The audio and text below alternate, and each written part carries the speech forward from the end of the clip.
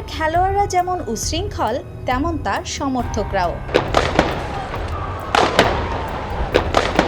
কেননা খেলায় হার জিত থাকবেই, তবে সেই হার কোনোভাবেই মানতে রাজি নন আর্জেন্টাইন খেলোয়াড়রা।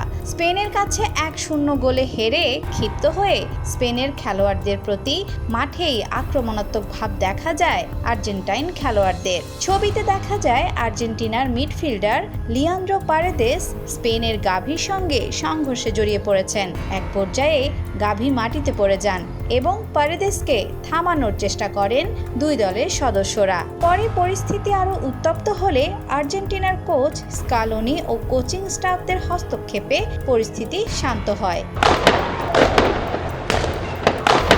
একদিকে খেলার মাঠেই উগ্র মেজাজ আর্জেন্টাইন খেলোয়াড়দের, অন্যদিকে ফাইনালে স্পেনের কাছে পরাজয়ের পর আর্জেন্টিনার সমর্থকরা পুলিশের সঙ্গে সংঘর্ষে জড়ান। ধারণ করা এক ভিডিওতে দেখা যায় আর্জেন্টিনা হেরে যাওয়ার পর কিছু মানুষ পুলিশকে লক্ষ্য করে পাথর ও বোতল ছুঁড়তে শুরু করে। জবাবে আইনশৃঙ্খলা বাহিনী দাঙ্গা পুলিশ মোতায়েন করে এবং ভিড় ছত্রভঙ্গ করতে পানি কামান ব্যবহার করে। দর্শক, খেলায় হার জিত থাকবেই, তবে আর্জেন্টিনার খেলোয়াড় ও তাদের সমর্থকদের এমন আচরণ আপনি কিভাবে দেখছেন?